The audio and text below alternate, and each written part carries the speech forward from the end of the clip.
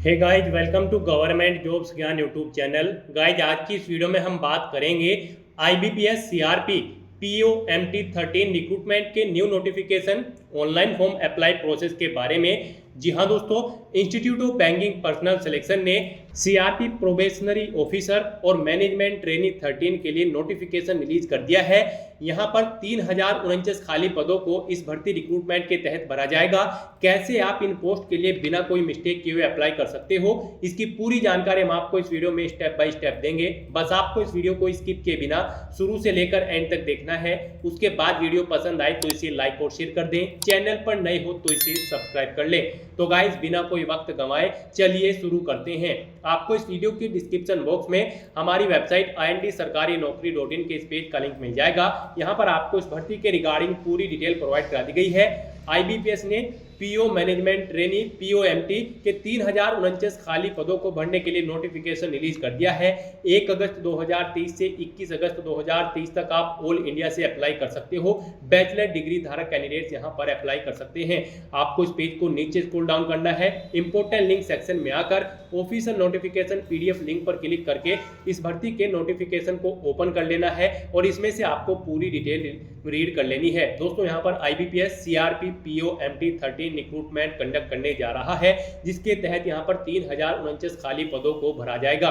Official notification read करने के बाद आपको वापस वेबसाइट के इसी पेज पर आकर अप्लाई ऑनलाइन के इस लिंक पर क्लिक कर देना है। उसके बाद यहाँ पर आपके सामने ऑनलाइन का पोर्टल ओपन हो जाएगा। यहाँ पर अगर आपने पहले से रजिस्ट्रेशन कर रखा है तो आपको अपना रजिस्ट्रेशन नंबर, पासवर्ड और ये सिक्योरिटी कोड एंटर करते हुए लॉगिन कर लेना है और फिर आपको अपना फॉर्म फिल करना है। और अगर आप फर्स्ट टाइम अप्लाई करने जा रहे हो यहाँ पर इस भर्ती के लिए, तो आपको click here for new registration इस टैब पर क्लिक कर देना है। उसके बाद आपके सामने रजिस्ट्रेशन का फॉर्म ओपन हो जाएगा।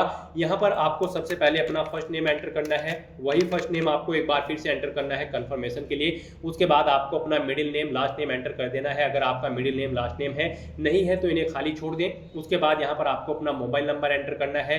वही मोबाइल नंबर एक बार फिर से एंटर करना है। अल्टरनेट मोबाइल नंबर अगर आपके पास है तो आप यहाँ पर एंटर कर सकते हो। नेक्स्ट, यहाँ पर आपको अपनी ईमेल ID एंटर कर देनी है। यहाँ पर आपको अपनी ईमेल के शुरू के कैरेक्टर एंटर करने हैं।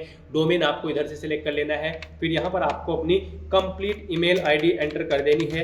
नेक्स्ट, यहाँ पर आपको ये सिक्योरिटी कोड एंटर करना है और फिर आपको सेव एंड नेक्स्ट ऑप्शन पर क्लिक कर देना है। नेक्स्ट, आपके सामने यहाँ पर कुछ इस तरह से इंटरफेस खुलेगा। यहाँ पर आपका रजिस्ट्रेशन सक्सेसफुली कंप्लीट हो चुका है। आपको एक रजिस्ट्रेशन नंबर और पासवर्ड प्रोवाइड करा दिया गया है। ये रजिस्ट्रेशन नंबर और पासवर्ड आपके रजिस्टर्ड मोबाइल नंबर और ईमेल ID पर भी सबमिट कर दिए गए होंगे। यहाँ पर वहां से आपको इन्हें केयरफुली नोट डाउन करके रख लेना है फ्यूचर यूज के लिए। तो यहाँ पर अब आपको अपना फोटोग्राफ और सिग्नेचर अपलोड करने हैं। यहाँ पर फोटोग्राफ और सिग्नेचर के लिए आपको गाइडलाइन प्रोवाइड कराई गई है। आपको guideline for scanning the photograph and signature इस लिंक पर क्लिक कर देना है। यहाँ पर आपका फोटो 4.5 सेंटीमीटर इंटू 3.5 सेंटीमीटर में होना चाहिए। डायमेंशन उसकी 200 इंटू 230 पिक्सल होनी चाहिए। 20 से 50 KB के बीच में आपका फोटो होना चाहिए JPG या फिर JPG फॉर्मेट में। ऐसे ही आपके सिग्नेचर 10 KB से 20 KB के बीच में होने चाहिए। डायमेंशन उनकी 140 इंटू 60 पिक्सल होनी चाहिए। तो यहाँ पर इस गाइडलाइन को रीड करते हुए आपको अपना फोटो और सिग्नेचर यहाँ पर अपलोड कर देने हैं। आपको चूज फाइल बटन पर क्लिक करना है, फाइल को सिलेक्ट कर लेना है और अपना फोटो और सिग्नेचर यहाँ पर अपलोड करने के बाद इन चेक बॉक्सेस को ओके करना है और फिर आपको नेक्स्ट ऑप्शन पर क्लिक कर देना है। नेक्स्ट, यहाँ पर आपको अपनी बेसिक डिटेल्स प्रोवाइड करानी है। सबसे पहले आपको अपनी कैटेगरी सिलेक्ट कर लेनी है। उसके बाद यहाँ पर आपसे पूछा गया कि क्या आप पर्सन विद बेंचमार्क डिसेबिलिटी हैं। अगर है और आपकी 40% से अबव यहाँ पर PWD की परसेंटेज है तो आपको यहाँ पर यस करना है और फिर आपको अपनी डिसेबिलिटी का टाइप सिलेक्ट कर लेना है। नहीं है तो यहाँ पर आपको नो ऑप्शन सिलेक्ट कर लेना है। उसके बाद यहाँ पर आपसे पूछा गया है कि क्या आप उस फैमिली से बिलोंग करते हो जिनकी मृत्यु 1984 के दंगों के दौरान हुई थी। अगर है तो यहाँ पर आपको यस करना है, नहीं तो आपको नो ऑप्शन सिलेक्ट कर लेना है। उसके बाद यहाँ पर आपसे पूछा गया कि क्या आप EX सर्विसमैन हैं। अगर है तो यस करें, नहीं है तो नो ऑप्शन सिलेक्ट करें। उसके बाद यहाँ पर आपको अपनी रिलीजन सिलेक्ट कर लेना है। रिलीजन सिलेक्ट करने के बाद यहाँ पर आपको बताना है कि क्या आप माइनॉरिटी कम्युनिटी से बिलोंग करते हैं। अगर करते हैं तो यस करें, नहीं तो नो ऑप्शन सिलेक्ट कर लें। उसके बाद यहाँ पर आपसे पूछा गया कि क्या आप सर्विंग करते थे गवर्नमेंट या फिर पब्लिक सेक्टर की किसी कंपनी में। अगर करते थे तो यस करें, नहीं तो नो ऑप्शन सिलेक्ट कर लें। फिर आपसे पूछा गया कि क्या आप पहले भी CWE CRP POMT की परीक्षा में अपेयर हो चुके हैं। अगर हो चुके हैं तो यस करें और फिर यहाँ पर आपको बताना है कितनी बार आप अटैम्प्ट कर चुके हैं और फिर वो यहाँ पर आपको सिलेक्ट कर लेने हैं जिन जिन परीक्षा में आप अपेयर हुए थे। और अगर नहीं हुए थे तो यहाँ पर आपको नो ऑप्शन सेलेक्ट कर लेना है। उसके बाद यहाँ पर आपको अपनी नेशनलिटी सिलेक्ट कर लेनी है। फिर यहाँ पर आपको अपना एग्जामिनेशन स्टेट सेलेक्ट कर लेना है। उसके बाद यहाँ पर आपको आपका स्टेट कोड आपके स्टेट के अकॉर्डिंग फिर मिल जाएगा। फिर यहाँ पर आपको प्री एग्जामिनेशन सेंटर अपने स्टेट के अकॉर्डिंग सेलेक्ट कर लेना है। उसके बाद यहाँ पर आपको मेन एग्जामिनेशन सेंटर सेलेक्ट कर लेना है। फिर आपसे पूछा गया कि जो आपने ऊपर नाम दिया है वो आपकी आईडी के अकॉर्डिंग सेम है, तो यहाँ पर आपको इस चेकबॉक्स को ओके करना है। फिर यहाँ पर आपको अपना वही आईडी प्रूफ सेलेक्ट कर लेना है जिसमें आपका नाम सेम है। उसके बाद यहाँ पर आपको अपने आईडी प्रूफ का नंबर एंटर कर देना है। फिर यहाँ पर आपको अपनी डेट ऑफ बर्थ सेलेक्ट कर लेनी है, पहले डे फिर मंथ फिर ईयर। उसके बाद आपको अपना जेंडर सेलेक्ट करना है। नेक्स्ट यहाँ पर आपको अपना आधार नंबर प्रोवाइड कराना है। फिर आपको अपना पैन कार्ड नंबर। उसके बाद आपसे पूछा गया कि क्या आपकी जुड़वा भाई बहनें हैं, अगर हैं तो यस करें और फिर उनका जेंडर सेलेक्ट करके उनके नाम एंटर कर दे, नहीं है तो नो ऑप्शन सेलेक्ट कर ले। उसके बाद आपको अपना मैरिटल स्टेटस बताना है। फिर आपको अपने फादर का नाम यहाँ पर एंटर कर देना है। उसके बाद आपको अपनी मदर का नाम एंटर करना है। नेक्स्ट यहाँ पर आपको अपना कोरोस्पोंडेंस एड्रेस एंटर कर देना है। फिर आपको अपना परमानेंट एड्रेस एंटर करना है। और अगर आपका परमानेंट एड्रेस आपके कोरोस्पोंडेंस एड्रेस के अकॉर्डिंग सेम है तो आपको same as address for correspondence इस चेकबॉक्स को ओके कर देना है। ऑटोमेटिकली आपका परमानेंट एड्रेस आपके कोरोस्पोंडेंस एड्रेस के अकॉर्डिंग फिल हो जाएगा। उसके बाद यहाँ पर आपको अपना एड्रेस सेलेक्ट कर लेना है जिस पर आप कम्युनिकेट करना चाहते हैं। फिर आपको यहाँ पर आपकी एप्लीकेशन फीस का अमाउंट आपकी कैटेगरी के अकॉर्डिंग शो कर दिया जाएगा। फिर यहाँ पर आपको वैलिडेट योर डिटेल्स इस ऑप्शन पर क्लिक करके अपनी सभी डिटेल्स वैलिडेट कर लेनी है। और उसके बाद आपको सेव एंड नेक्स्ट ऑप्शन पर क्लिक कर देना है। नेक्स्ट यहाँ पर आपको अपनी क्वालिफिकेशन की डिटेल प्रोवाइड करानी है। यहाँ पर POMT की इस भर्ती में पार्टिसिपेट करने के लिए कैंडिडेट के पास ग्रेजुएट डिग्री होनी जरूरी है किसी भी रिलेवेंट सब्जेक्ट के अंतर्गत 60% मार्क्स के साथ। तो यहाँ पर आपको अपनी ग्रेजुएशन की डिग्री सिलेक्ट कर लेनी है जो भी आपके पास डिग्री है। उसके बाद यहाँ पर आपको अपनी स्ट्रीम सिलेक्ट कर लेनी है जिसके अंतर्गत आपकी ये डिग्री है। उसके बाद आपको पासिंग डेट और मंथ और ईयर बताना है, आपने अपनी डिग्री किस साल में किस डे किस मंथ में आपने पास आउट की थी। फिर आपको मार्क की परसेंटेज एंटर कर देनी है। उसके बाद आपको फर्स्ट सेकंड क्लास सेलेक्ट कर लेनी है जो भी आपकी है।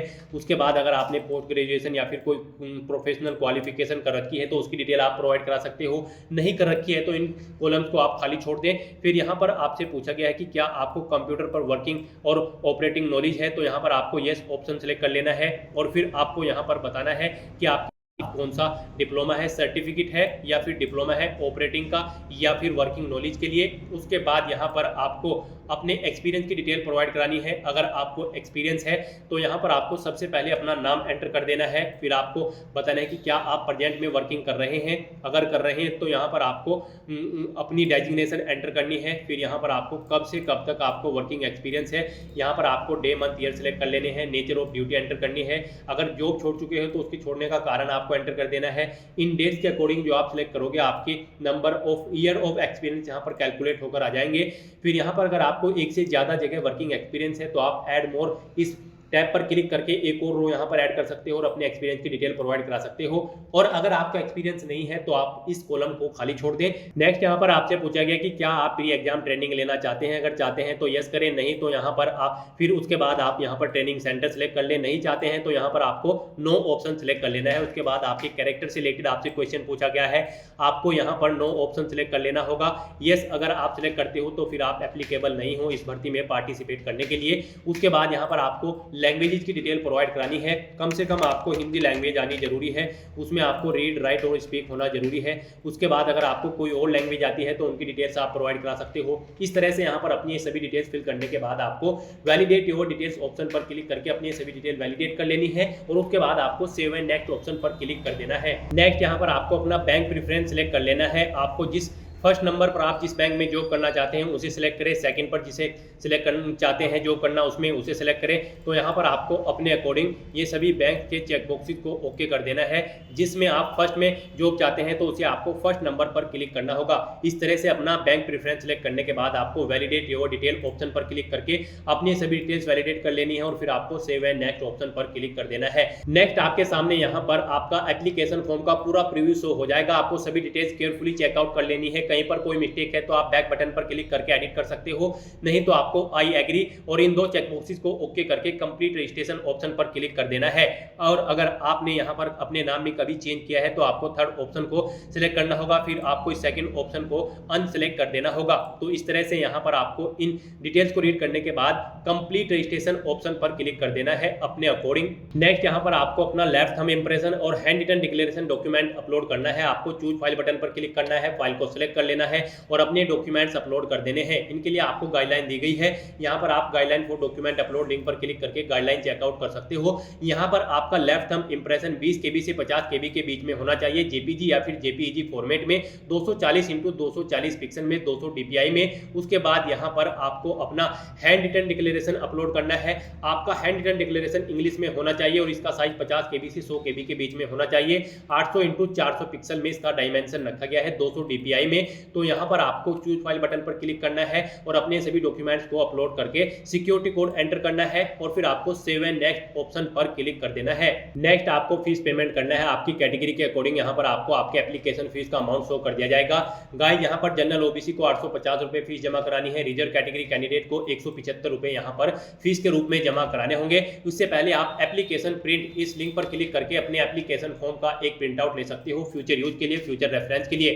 तो यहाँ पर आपको अब ये कैप्चा कोड फिल करके सबमिट ऑप्शन पर क्लिक करना है। उसके बाद आपको पेमेंट गेटवे के इंटरफेस पर रिडायरेक्ट कर दिया जाएगा। आप debit card, credit card, net banking, wallet, cash card, QR या फिर UPI के थ्रू फीस पेमेंट कर सकते हो। डेबिट कार्ड अगर आप सिलेक्ट करते हो तो आपको अपना कार्ड नंबर एंटर करना है, उसका एक्सपायरी मंथ और ईयर सिलेक्ट कर लेना है।